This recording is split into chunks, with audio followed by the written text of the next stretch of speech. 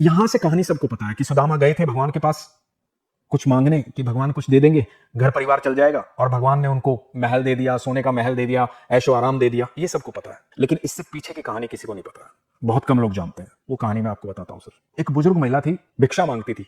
जो भी भिक्षा में आता था पहले भगवान को भोग लगाती थी, नारायण भगवान को, और उसके बाद खुद पाती थी, खुद ग्रहण करती थी। एक दिन शाम को कहीं से चने मिले, तो उसको भोग लगाना था भगवान को। उसने कहा कि प्रभु अब रात बहुत हो गई है, आप भी विश्राम करो, मैं भी विश्राम करती हूँ, कल सुबह भोग लगाऊंगी, फिर दोनों खाएंगे। और वो सो गई।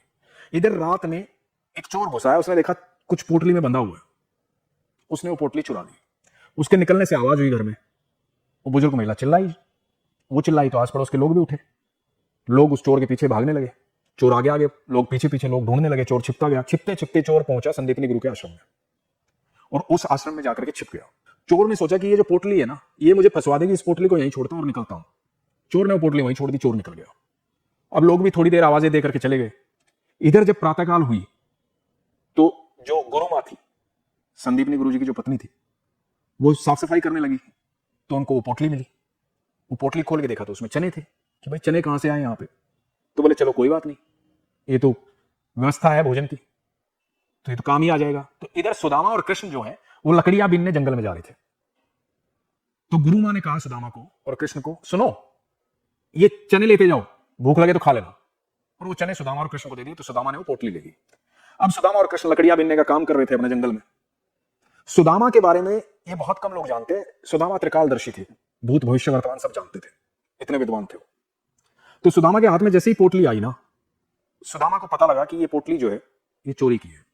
और उन्होंने ध्यान किया तो उनको पता लगा कि जिस बुजुर्ग महिला की ये पोटली चोरी हुई थी, उसने श्राप दिया है कि जो भी वो प्रसाद, जो भी वो खाएगा, क्योंकि मेरे नारायण का प्रसाद है, वो 4 दिन बाद भिक्षा मिली थी, जो भी खाएगा वो मुझसे भी ज्यादा दरिद्र हो जाएगा जीवन भर के लिए। तो ये श्राप उस बुजुर्ग महिला ने उसको दे दिया था, जो भी वो चने खाएगा वो दरिद्र हो जाएगा। अब सुदामा समझ गए कि ये चने जो हैं श्रापित है, तो सुदामा ने सारे चने खा लिए। अब भगवान ने बोला, ठाकुर जी बोले कि भाई भूख लगी है, चने कहां है? तो सुदामा बोले कि यार मुझे ज्यादा भूख लगी थी, मैंने खा ली, तो अब तो चने नहीं है।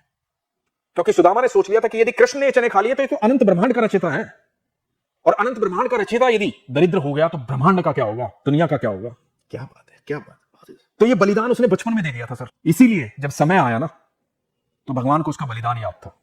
भगवान अपनी राजगद्दी छोड़ करके भागे गए थे उसको गले लगाने, राजगद्दी पर बिठाया था और उसके चरण धोए थे। जिसके चरणों में अनंत ब्रह्मांड पड़ा रहता है, वो चरण धो रहा था अपने मित्र के।